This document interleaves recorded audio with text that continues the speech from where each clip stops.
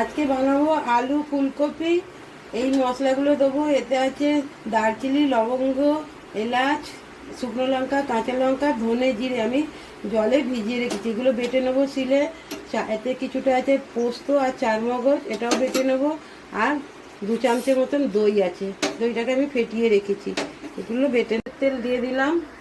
এবার আমি ফুলকপি আর আলুটা ভেজে নেবো।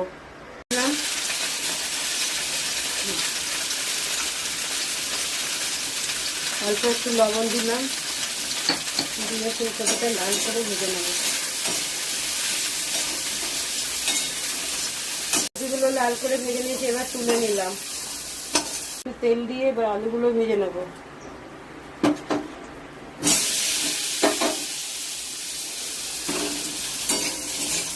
লাল করে ভাজা হয়ে গেছে, এবার তুলে নেব। তেল দিয়ে দিলাম, অল্প একটু জিরে ফোড়ন দিয়ে দিলাম, একটা তেজপাতা ফোড়ন দিলাম, একটু হিং ফোড়ন দিলাম। নিরামিষ রান্না একটু হিং ফোড়ন দিলে ভালোই লাগে।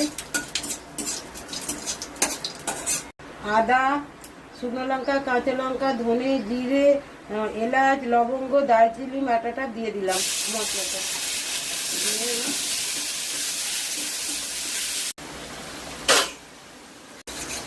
বাটাটা দিয়ে দিলাম।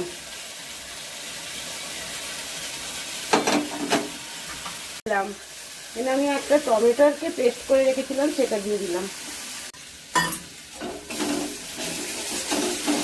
দইটা যখন দেবেন একদম মিডিয়াম টু লো আঁচে দইটা দেবেন, নাহলে দইটা কেটে যেতে পারে। কষিয়ে নেব।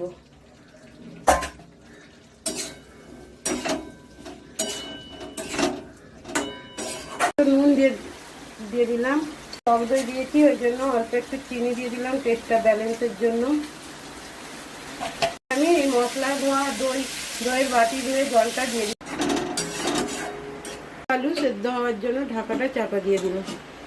আমি খুলছি, এটা দেখুন, মাঝে মাঝে খুলে আমি 2-1 বার নেড়ে দিয়েছি। এবার খুলছি, দেখুন তরকারিটা কত সুন্দর কালার এসছে, কত সুন্দর হয়েছে।